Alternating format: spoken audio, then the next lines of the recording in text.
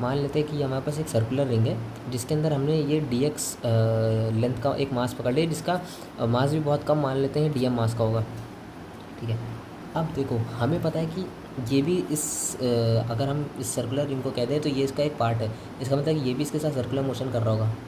ठीक है, अभी हम इस चीज़ पे नहीं कमेंट कर सकते कि ये कैसा, मतलब कि यूनिफॉर्म सर्कुलर मोशन या फिर क्या, पर हम अभी ये कह सकते हैं कि जो मेरा सेंटर की तरफ फोर्स लग रहा होगा वो क्या लग रहा होगा, सेंट्रीपिटल फोर्स, जिसकी वैल्यू होती है एम आर ओमेगा स्क्वायर या फिर M V square upon R. अच्छा, ये सेंटर की तरफ जो फोर्स आई है, ये फोर्स रियलिटी में ये क्या फोर्स है।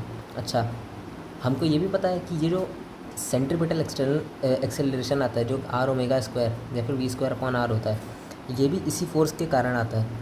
अब ये फोर्स है क्या रियलिटी में, इस फोर्स को समझने के लिए हमें पहले समझना पड़ेगा इसके अंदर हो क्या रहा है।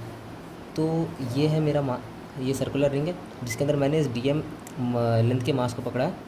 अब देखो इसके जो मतलब कि हम इसको ऐसे समझते हैं कि ये जो मेरी सर्कुलर रिंग है, इसके जो पार्टिकल्स हैं वो इसको इधर पकड़ के खींच रहे होंगे, मतलब कि एक तरीके से यहाँ पे टेंशन डेवलप हो जाएगी।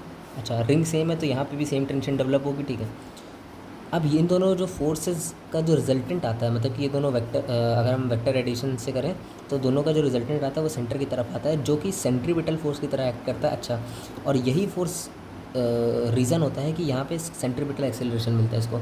अब हमें डिराइव करना है कि ये फोर्स है क्या और इस फोर्स की वजह से जो एक्सेलरेशन आता है वो क्या है।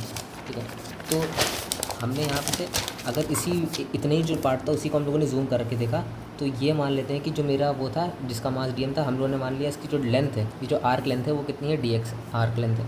ठीक है, और उसके बाद इसने सेंटर पे जो है, इसने सेंटर पे यहाँ पे थीटा एंगल सबटेंड करा है। ठीक है, और यहाँ पे टेंशन टी, यहाँ पे भी टेंशन टी लग रही है।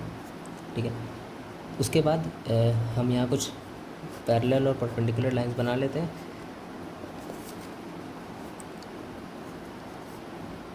ये एंगल अगर हम सिमिट्री से कहते तो ये थीटा बाई टू, और ये वाला एंगल भी क्या हो जाएगा, थीटा बाई टू हो जाएगा। ये वाला एंगल भी थीटा बाई टू और ये वाला एंगल भी थीटा बाई टू। अब यहाँ से देखते हैं, यहाँ पे भी एक लाइन और यहाँ पे भी एक लाइन बना लेते हैं। ये एंगल थीटा बाई टू, तो यहाँ सिमिट्री से ये एंगल भी थीटा बाई टू। देखो ये एंगल तो ये एंगल थीटा बाई टू, ये एंगल थीटा बाई टू, ये एंगल भी थीटा बाई टू। इसका मतलब कि इसका एक कंपोनेंट इधर कितना आ जाएगा, T cos theta by to.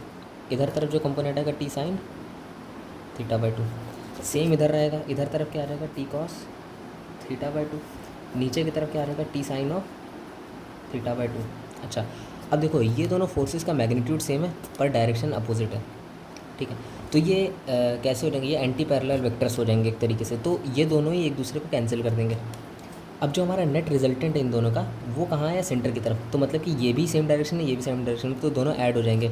अगर हम इनको वेक्टरली ऐड करते हैं तो ये इनका जो मैग्नीट्यूड हो जाएगा वो कितना हो जाएगा, two T sine of theta by two. तो ये जो मेरी फोर्स है, यही मेरी फोर्स हम लोग किसको बोलते हैं, जो सेंटर की तरफ लग रही फोर्स, सेंट्रीपिटल फोर्स।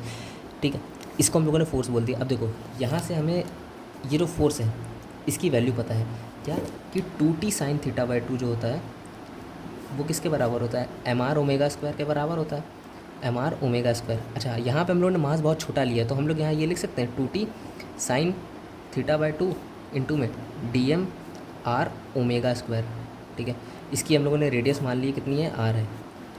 अब देखो यहाँ पे two T sine theta by two लिखा हुआ है, तो हमें पता है जब थीटा बहुत छोटा होता है तो साइन थीटा को हम लोग क्या लिख सकते हैं, अप्रॉक्सीमेटली थीटा लिख सकते हैं, थीटा लिख सकते हैं। तो यहाँ पे भी हम लोग ये करेंगे टू टी इंटू में इसको लिख सकते हैं थीटा बाई टू, ये से ये कैंसिल आउट हो जाएगा, तो D M R omega square, D M R omega square, यहाँ पे D M R omega square हो जाएगा। अब देखो यहाँ पे टी, यहाँ पे एक टर्म बना है, यहाँ पे एक टर्म बना है टी थीटा। ठीक है, अब थीटा को हम लोग जानते हैं क्या लिख सकते हैं, theta is equal to arc length upon radius. Arc length क्या थी, डी एक्स, रेडियस का था आर, तो मतलब कि वैसे टी डी एक्स अपॉन में आर। तो हम इसको यहाँ सब्स्टिट्यूट करते हैं थीटा की जगह, T D X upon R बराबर D M R omega square. ठीक है, इसको अगर हम इसके नीचे भेज दें तो हमारा जो फाइनल एक्सप्रेशन आएगी वो क्या आएगी, T D M by D X, T D M by D X into में यहाँ से क्या हो जाएगा, हाँ, आर ओमेगा का होल स्क्वायर। अच्छा, यहाँ एक क्वांटिटी है D M by D X, ये हम जानते हैं मास पर यूनिट लेंथ होता है, जिसको हम लोग में क्या बोलते हैं, लीनियर मास डेंसिटी बोलते हैं, जिसको हम लोग लैम्डा से डिनोट करते हैं, लैम्डा से डिनोट करते हैं। तो मेरा जो टेंशन आ जाएगा वो कितना आ जाएगा, lambda R square omega square. अब यही जो फोर्स रहती है, यही जो फोर्स जिसका रिजल्टेंट यहाँ सेंटर की तरफ आया, ये इसका जो मैग्नीट्यूड होता है वो कितना होता है, वो होता है lambda R square omega square. यही फोर्स हमें सेंट्रीपिटल फोर्स प्रोवाइड करता है एक सर्कुलर रिंग के अंदर।